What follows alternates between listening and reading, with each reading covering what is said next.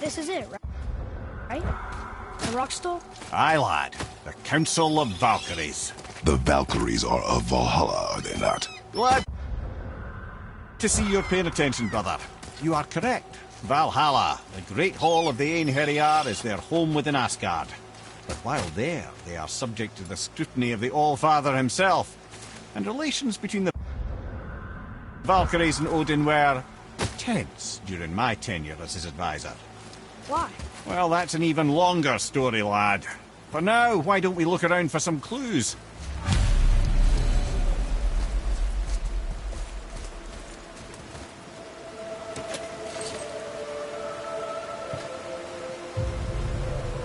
Whoa, you're back.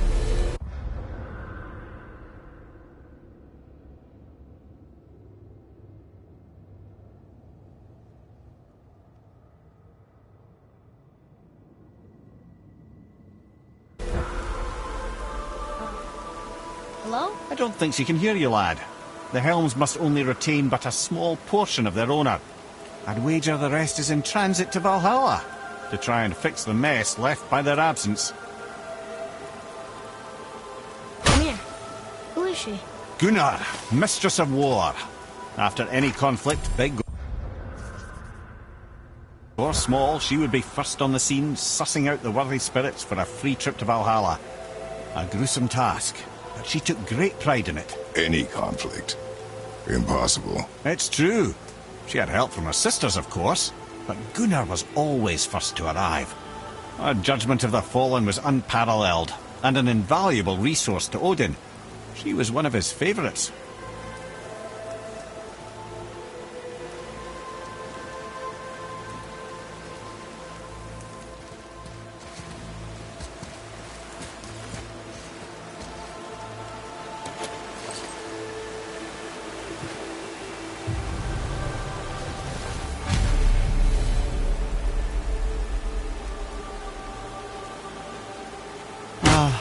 Gondul.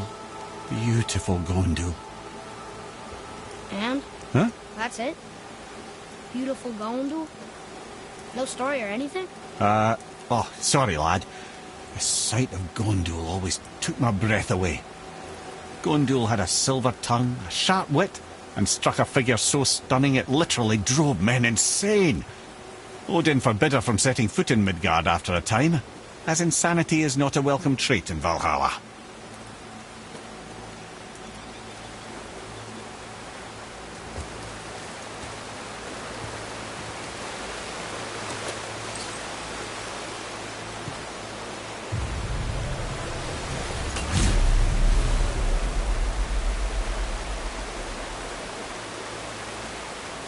This is none other than Geirdriful, the Master of Arms in Valhalla, responsible for arming and training Odin's Einherjar.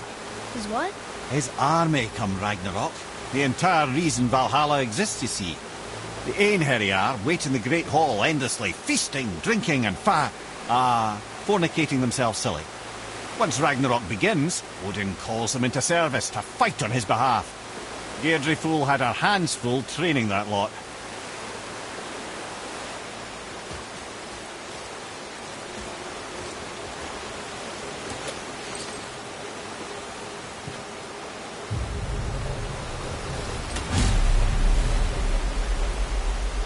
This, my friends, is Kara. Now, Valkyries are volatile by nature, but Kara, the lass is wild storm personified. A wild storm? Aye, calm and collected. Then the air would shift and the fury of her storm would unleash. It was beautiful in a way, assuming you could find proper shelter. Her tears would cleanse the blood-soaked battlefields.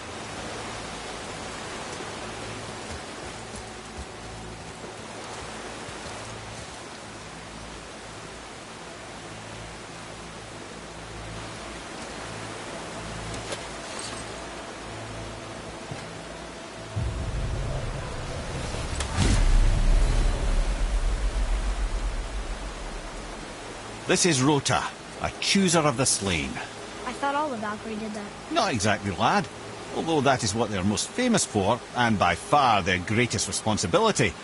You've seen what happens to the dead without the judgment of the Valkyries. Hellwalkers. That's right.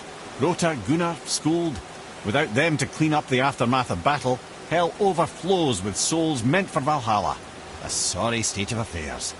Rota must be beside herself.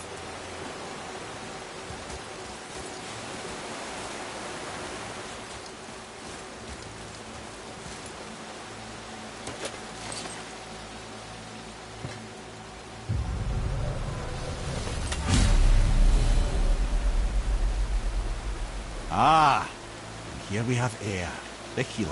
A Valkyrie healer? Strange. Air was strange, as a matter of fact. Very quiet, very calm. Where her sisters were violent rapids, Air was a gentle stream. She healed the wounds of both mortals and gods, and even a certain all-knowing sage who once drank too much and fell off a mountain. Not my proudest moment.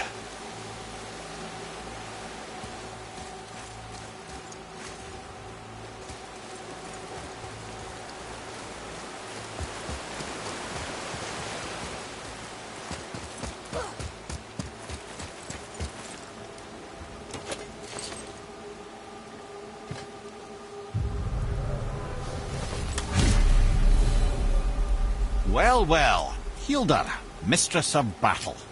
She and Odin got on quite well, actually. Her and the other Valkyries, not so much. She would spend most of her time here in Midgard observing discord between the living, and sewing some up herself from time to time. She lived for conflict. Some say she was conflict personified. I wonder what will become of her now that she's free.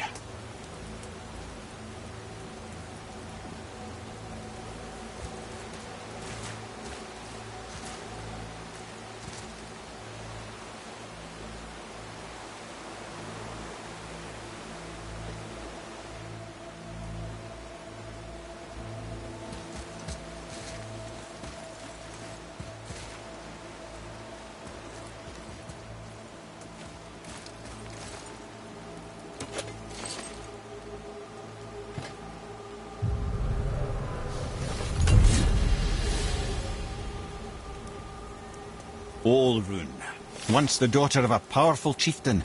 She fell defending him during a Reaver attack. Olrun was escorted to Valhalla, where she chose to devote her afterlife to the pursuit of knowledge above all else. Quite unusual behaviour amongst the constant drinking and feasting of her fellow Valhallian denizens. How'd she end up a Valkyrie? Odin. He saw a kindred spirit in Olrun's single-minded pursuit of knowledge. He appointed her as the Valkyrie's resident historian.